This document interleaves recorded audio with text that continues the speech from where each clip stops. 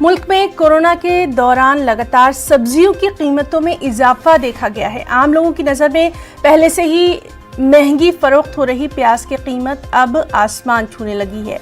मुल्क के मुख्तलिफ हिस्सों में प्याज 100 से 200 रुपए किलो तक फरोख्त की जा रही है। प्याज की बढ़ती कीमत को रोकने के लिए हुकूमत ने प्याज की ज़ख़ीरा अंदोज़ी करने वालों के खिलाफ सख्त कार्रवाई करने के अहकामात भी जारी कर दिए हैं।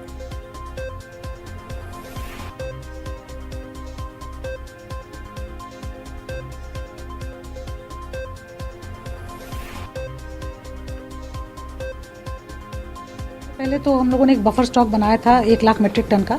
तो उस बफर स्टॉक का उपयोग करके जो थोक बाज़ार हैं उसमें डिस्पोजल किया गया है। स्टेट गवर्नमेंट्स के साथ हम लोगों ने काफ़ी इस बार बहुत सफलतापूर्वक स्टेट गवर्नमेंट्स के साथ कार्रवाई की है, ताकि जिसके कारण केरल, असम, तमिलनाडु, आंध्र प्रदेश, तेलंगाना इन सब स्टेट्स ने रिटेल में सप्लाई करके हमारे बफर स्टॉक से उठाना शुरू कर दिया है।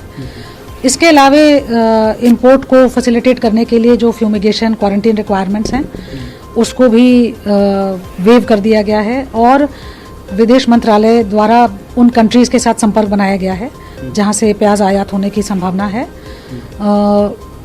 इसके साथ साथ एक्सपोर्ट को बैन कर दिया गया था ताकि सप्लाईज हमारे डोमेस्टिक मार्केट के लिए ज़्यादा अवेलेबल हों, और अब स्टॉक लिमिट भी लगा दिया गया है ताकि एसेंशियल कमोडिटीज़ एक्ट के तहत 25 मीट्रिक टन होलसेलर और 2 मीट्रिक टन रिटेलर इससे अधिक क्वांटिटी को अपने पास न रख पाए। सरकार सबसे पहले तो हम लोगों ने एक बफर स्टॉक बनाया था 1 लाख मीट्रिक टन का। तो उस बफर स्टॉक का उपयोग करके जो थोक बाज़ार हैं उसमें डिस्पोजल किया गया है। स्टेट गवर्नमेंट्स के साथ